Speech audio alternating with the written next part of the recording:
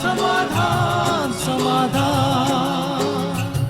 समाधान समाधान समाधान समाधान।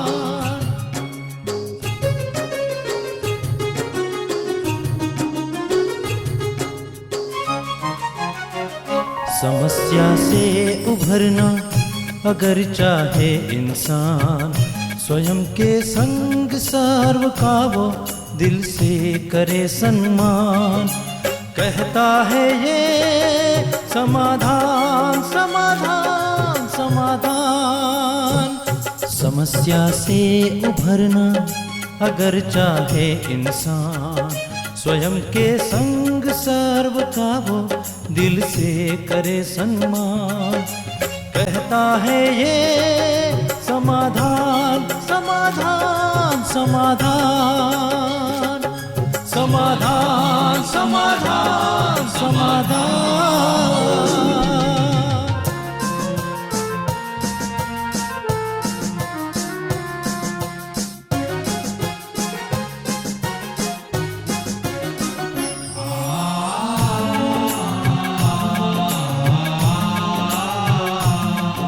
तनाव बन मुटाव की अगन से स्वयं तू संभल ले, है इसी में शान।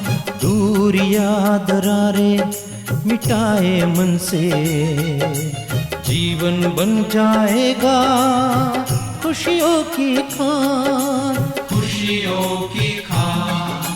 कहता है ये समाधान समाधान समाधान।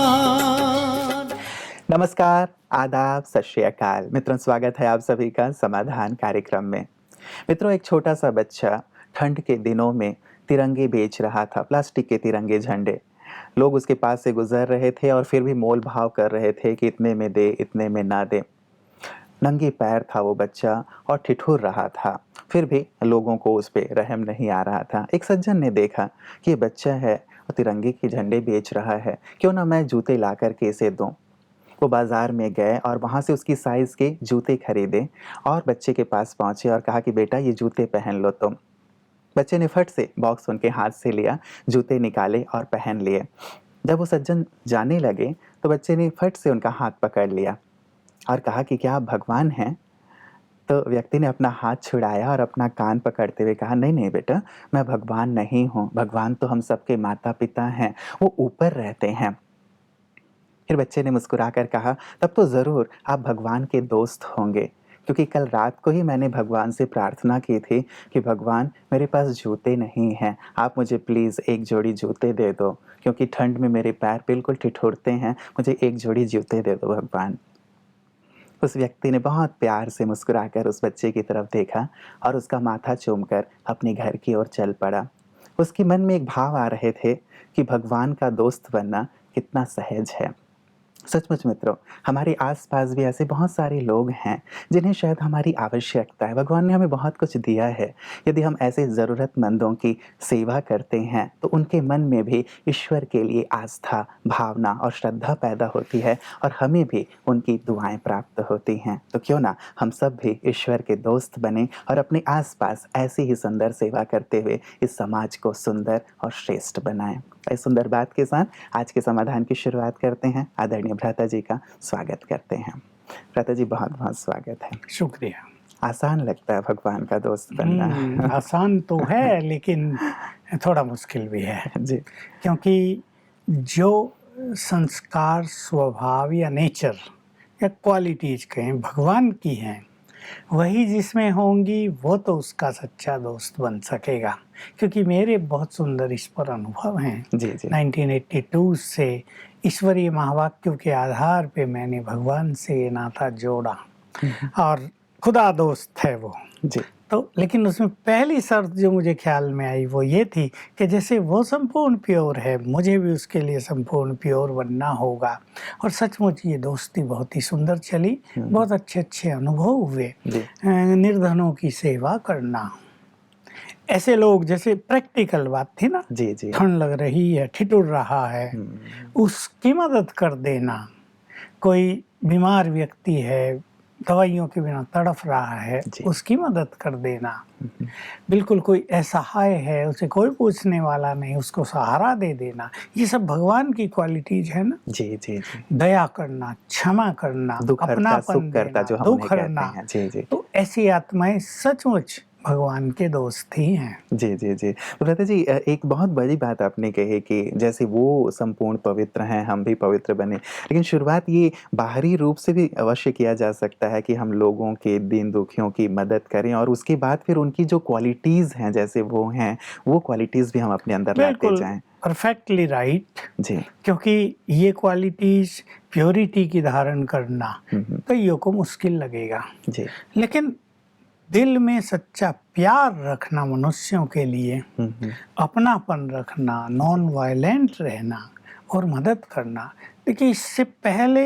तुरंत मनुष्य को कितनी सुखद फीलिंग होती है। जी। हम जरा किसी को कुछ दे के तो देखें, हुँ। परोपकार की भावना से, निष्काम भावना से, कैसी सुखद फीलिंग है, उस रात को नींद कितनी अच्छी आएगी। हुँ, हुँ। और जो लोग दूसरों का खसोटते रहते हैं उनको नींद का सुख नहीं मिलता है। जी, जी। तो हम सब भगवान के दोस्त मिले जी। और संसार में ऐसे असहाय लोग, गरीब लोग, ऐसे पीड़ित लोग, ऐसे लोग जिनकी कोई नहीं सुनता संसार में हैं, ऐसे विद्यार्थी हैं जो बहुत होशियार हैं लेकिन उनके माँ बाप गरीब हैं, जी। वो उनको इंजीनियर नहीं बना सकते, वो उनको डॉक्टर नहीं बना सकते, ऐसे लोगों को हम मदद करें, वो सच्ची सेवा करेंगे समाज की आगे चलकर और इसका शेयर हमें मिलता रहेगा। बिल्कुल, बिल्कुल। तो हम सब भगवान के दोस्त बनते चलें और जैसे आपने कहा खसोटना छोड़ें, शैतान के दोस्त ना बनें हाँ, क्योंकि खसोटने वाले तो मुझे जो लगता है ऐसे शैतान लोग, के ही हाँ, दोस्त बिल्कुल, हैं।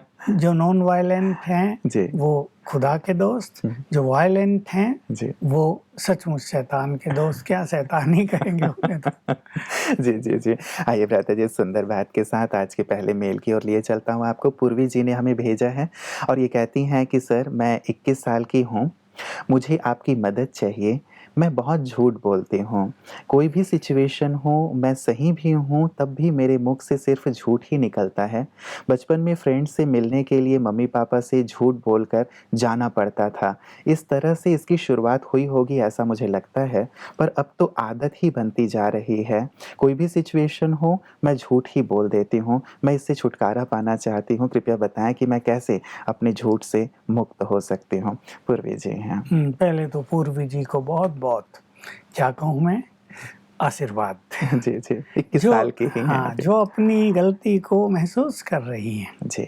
नहीं तो युवक लोग अपनी गलती को छुपाते हैं और वो ये सोचते हैं सभी तो झूठ बोल रहे हैं, मैं अकेली थोड़ा ही हूँ। जी। लेकिन शी इज़ ग्रेट, क्योंकि उसके मुख से ये बात प्रकट हुई और वो सत्य के मार्ग पे आना चाहती है, ये बहुत अच्छी बात है। क्योंकि संसार में झूठ का बोलबाला है पर विजय सत्य की है। झूठ से टेंशन हो रही है, झूठ से पाप बढ़ रहा है, झूठ से अविश्वास बढ़ रहा है, तो इससे तो मनुष्य को मुक्त होना ही चाहिए। जी। लेकिन अभी एक तो इन्हें थोड़ा सा ध्यान देकर अब इससे बचना होगा। एक अपने मन में दृढ़ता ले आए कि नहीं, मुझे अब सत्य के मार्ग पे चलना है। लेकिन इम्पोर्टेंट बात ये है कि ये बीज ही खत्म हो जाए झूठ का और एक नेचुरल रूप से सत्य इनके जीवन में समा जाए, तो मैं आत्मा हूँ, इस सत्य से शुरुआत करेंगे। मैं ये शरीर हूँ, ये झूठ हो गया, मैं चेतन आत्मा हूँ, अजर अमर अविनाशी हूँ और आत्मा भी सत्य है।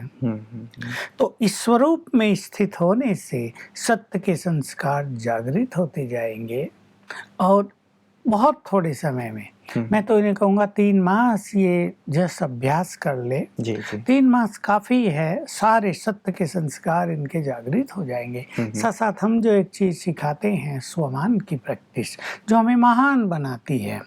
मैं एक महान आत्मा हूँ, मैं पुण्य आत्मा हूँ, मैं धर्मात्मा हूँ, मैं बहुत श्रेष्ठ हूँ, पवित्र आत्मा हूँ।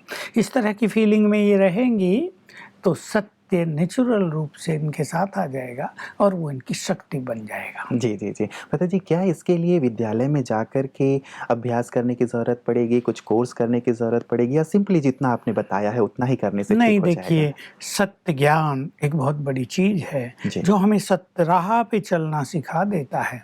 सत्य ज्ञान, उससे मिलती है सत्य राहें, तो दोनों ही बहुत बड़ी चीज़ है ना। नहीं तो मनुष्य अंधकार में भटक रहा है, फिर कहीं से पुनः कन्फ्यूजन होगा, मेरे दोस्त ऐसा कर रहे हैं, वो भी तो बुद्धिमान हैं, वो भी तो बहुत पढ़े लिखे हैं, जी। मुझे करना चाहिए या नहीं, फिर वो कहीं ना कहीं स्लिप हो सकती हैं।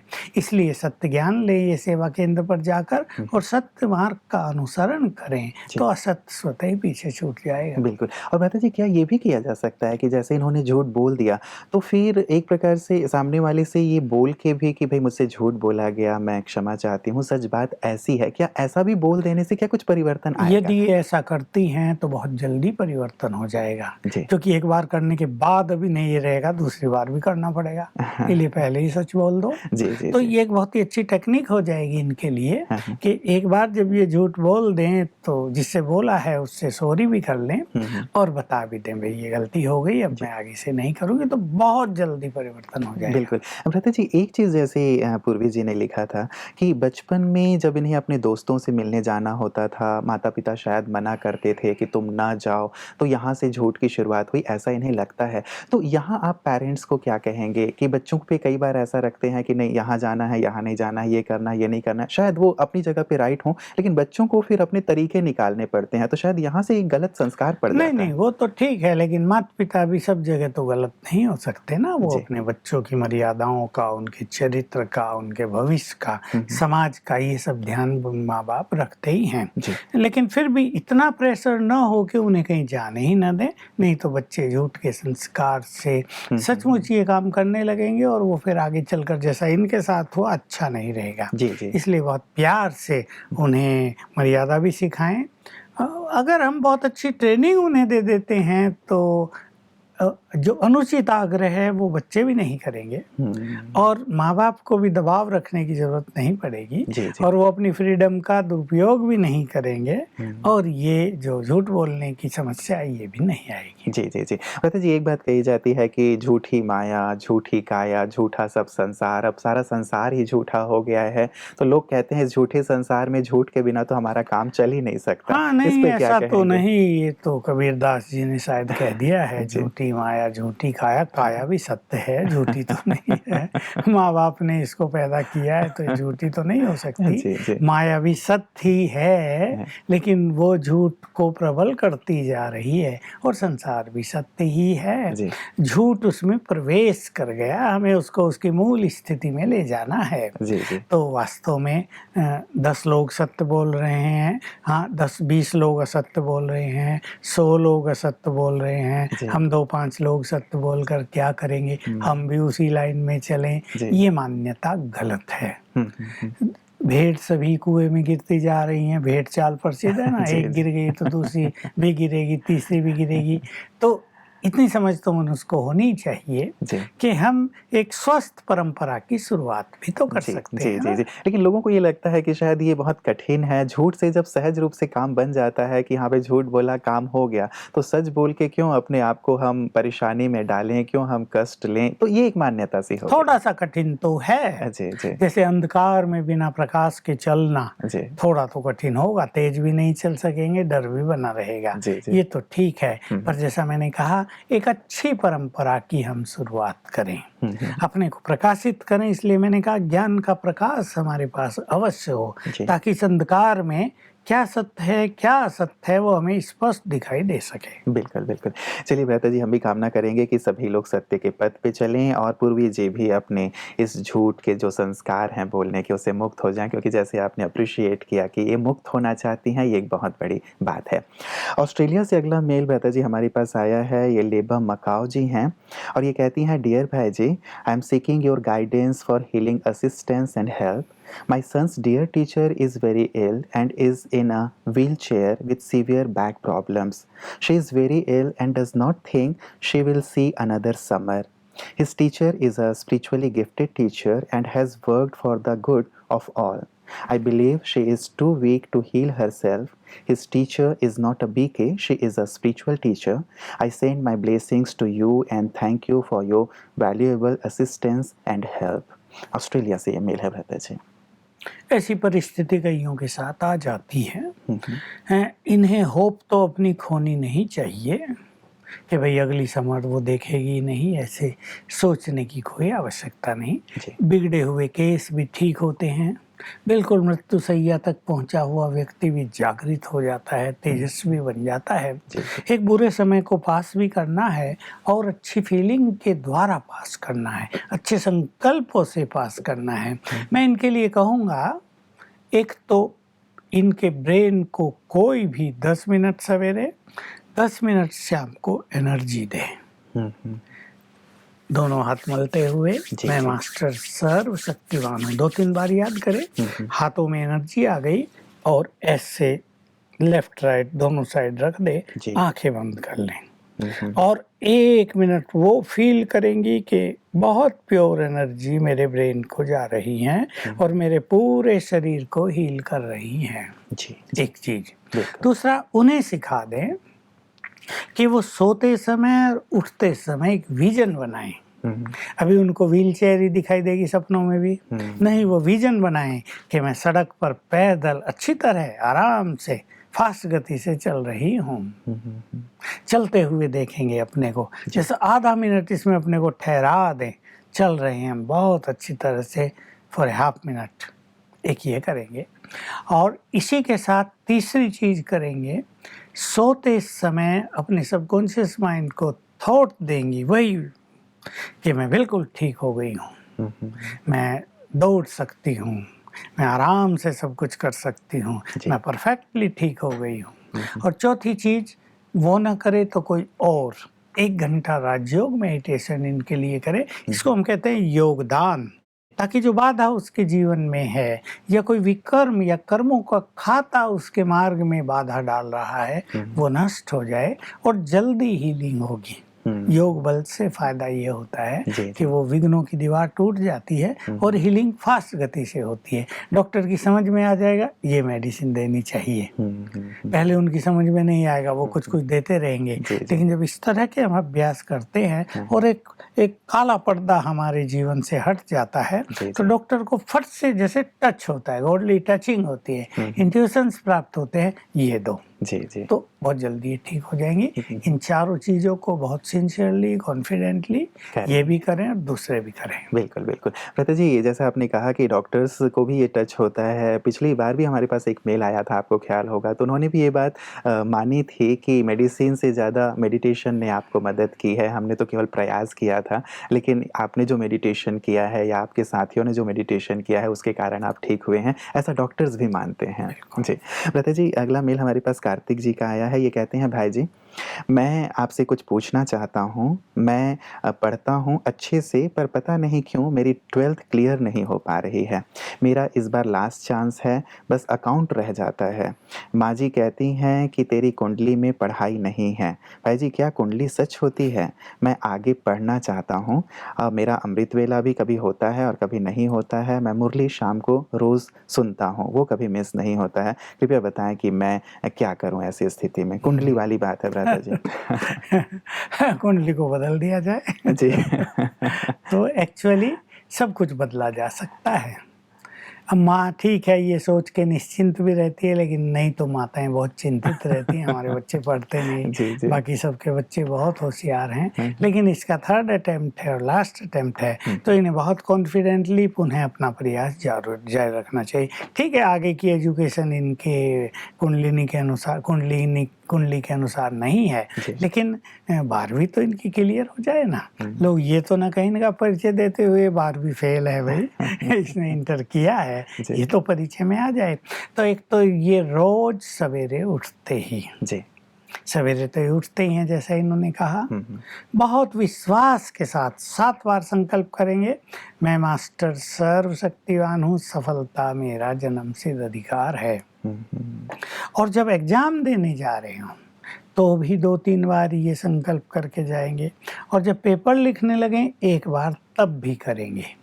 बिल्कुल नर्वस इनको नहीं होना, डर छोड़ दें कि इस बार पता नहीं क्या होगा, क्योंकि इनके मन में ये भय और नर्वसनेस होना बड़ा नेचुरल सा है। बच्चा सोचता है कि 202 बार तो हो गया, तीसरी बार फेल हो गए तो गए। तो ऐसा ना सोचे, इस बार मेरा एग्ज़ाम बिल्कुल क्लियर होगा, शिव बाबा मेरे साथ है। और साथ में जब तक एग्ज़ाम आए 1 घंटा रोज मेडिटेशन अवश्य कर ले। वही 2 संकल्प करके, मैं मास्टर सर्वशक्तिवान हूँ, सफलता मेरा जन्मसिद्ध अधिकार है। तो इससे बाधा भी दूर हो जाएगी, जी। सफलता मिलेगी। तो ऐसी निराशा कोई बात नहीं, जी, जी। और जरूर शिव बाबा इन्हें सफलता मदद प्रदान करेंगे। करेंगे। लता जी, जो ये कुंडली वाली बात है, ये कहते हैं कि नहीं मैं तो पढ़ना चाहता हूँ, आगे बढ़ना चाहता हूँ, तो क्या कुंडली को मान करके बैठ जाना चाहिए या नहीं, हम आगे अपनी हायर एजुकेशन के लिए हमें आगे बढ़ना नहीं चाहिए? नहीं, इनको मान के बैठना नहीं चाहिए। जैसे मैंने कहा, सब कुछ बदलता है। जी, जी। ठीक है, ऐसा नहीं कि यही चीज फिक्स है। ये बहुत उमंग उत्साह से बढ़े, और हो सकता है 12वीं क्लियर करते ही इनकी ये कुंडली बदल जाए, जी, जी। इनका भाग्य ही बदल जाए, और ये कुंडली का इफेक्ट इनको यहाँ रोके हुए है। वो बैड टाइम भी हो सकता है इनके लिए, वो पास हो जाए जी। और इनकी लाइन क्लियर हो तो जाए। लता जी, आपने कहा कुंडली बदल सकती है, लेकिन जब बच्चा पैदा होता है, जो हमें कुंडली बना के दी जाती है कि यहाँ, यहाँ, यहाँ, यहाँ ये सब विराजमान है, तो क्या इनकी कक्षाएं मेरी उम्र के साथ-साथ बदलती रहेंगी? देखिए, ये कर्मों के आधार पे सब कुछ होता है। जी। यदि अपने कर्मों को मनुष्य बहुत महान बना ले, हुँ।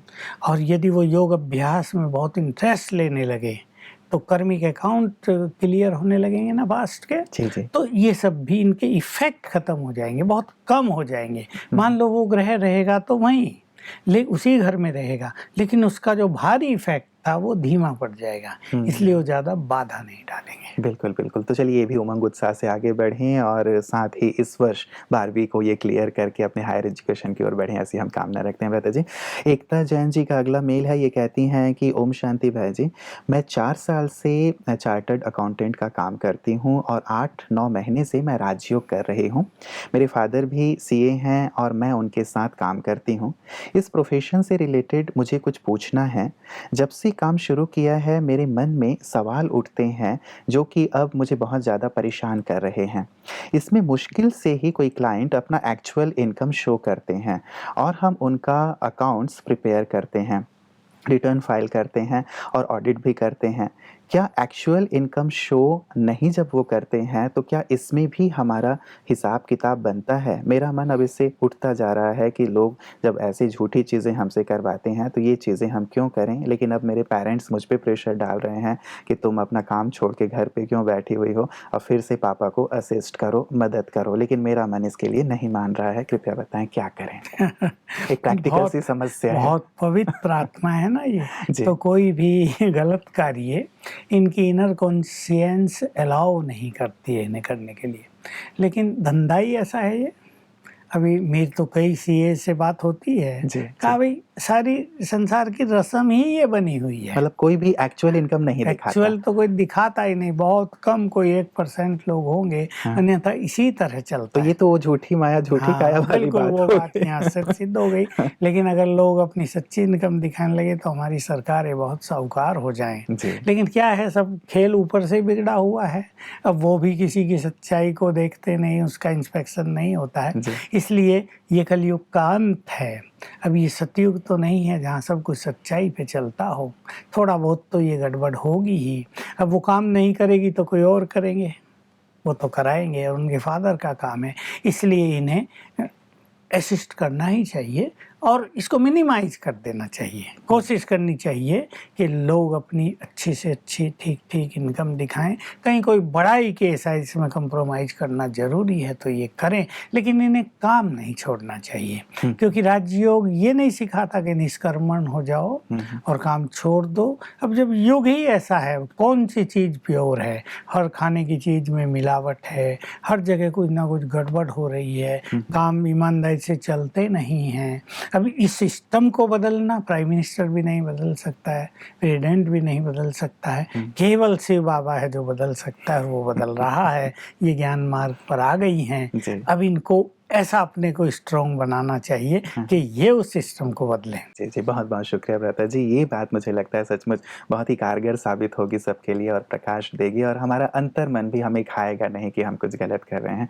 आज की सुंदर रोशनी के लिए आपका बहुत बहुत शुक्रिया। मित्रों, बचपन से हम सुनते आ रहे हैं, बोलते आ रहे हैं, आपने ऐसे भी शायद इस पे लिखा होगा, भाषण भी किया होगा कि honesty is the best policy. सचमुच कितना सुंदर सा वाक्य है ना।